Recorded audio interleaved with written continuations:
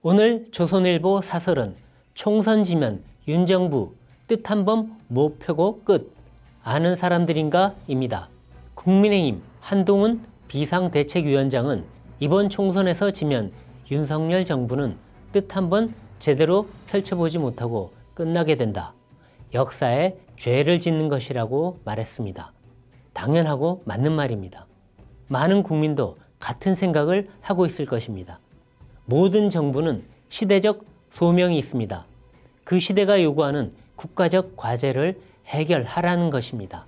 윤 정부의 소명은 두말할 것도 없이 노동, 연금, 교육, 규제 등 핵심 개혁을 완수해 국가의 성장 동력을 다시 살려내는 것입니다. 이 구조개혁이 미진하거나 없어서 우리 경제는 장기 침체의 기로에 서 있습니다. 윤 대통령도 취임 때부터 흔들림 없이 구조개혁을 추진하겠다고 했습니다. 국회를 장악한 민주당은 거의 모든 개혁을 거부했습니다. 윤 대통령은 소수 정부라 힘들다며 총선에서 개혁에 필요한 의석을 달라고 호소해 왔습니다. 그런데 막상 총선이 되자 윤 대통령에게 개혁에 필요한 다수 의석을 확보하겠다는 의지가 있는지조차 의심스러운 일들이 벌어지고 있습니다. 윤 대통령은 해병대원 사망사건 수사 외압 의혹으로 공수처 수사를 받던 이종섭 전 국방장관을 호주 대사로 임명해 출국시켰습니다. 출국 전에 국민의힘에서 총선 직전 출국은 안 된다는 뜻을 전했지만 윤 대통령은 무시했습니다. 윤 대통령은 이 대사를 귀국시켜야 한다는 국민의힘 요구도 거부했습니다.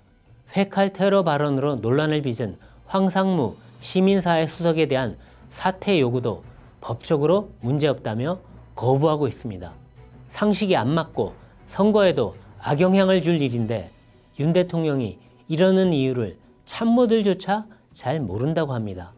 대통령실 안팎에선 언론과 여론에서 윤 대통령에 대한 비판이 나오면 더 거꾸로 간다는 말까지 나옵니다.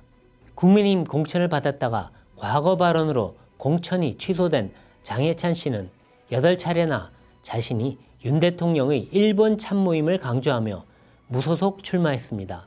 무소속으로 여권표를 나누면 의석을 잃을 가능성이 높습니다. 놀랍게도 윤 대통령이 장 씨의 무소속 출마를 권했다는 설이 돕니다. 이에 대해 장 씨는 잘나서 부인하지 않으며 뭔가 있는 듯한 인상을 풍기고 있고 대통령실도 아무 반응이 없습니다. 국민의힘 비례대표 공천은 감동은 없고 뒷말만 무성합니다.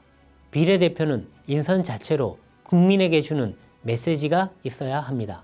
그런데 스토리 있는 참신한 청년, 기업인, 전문가 등은 거의 눈에 띄지 않습니다.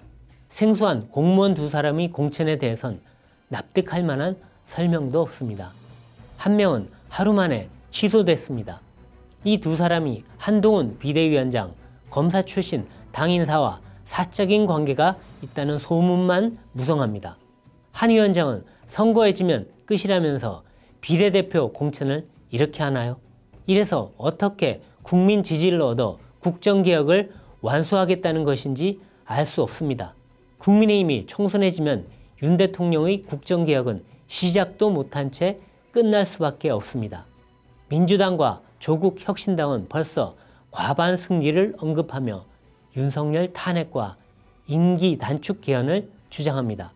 실제 정치권에선 이들이 170에서 180석 안팎을 확보할 것이라는 전망이 나오고 있습니다. 민주당만이 아니라 국민의힘도 인정하고 있습니다. 국민의힘 수도권 후보들은 사실상 전멸했던 4년 전 총선이 재판이 될 수 있다고 호소합니다.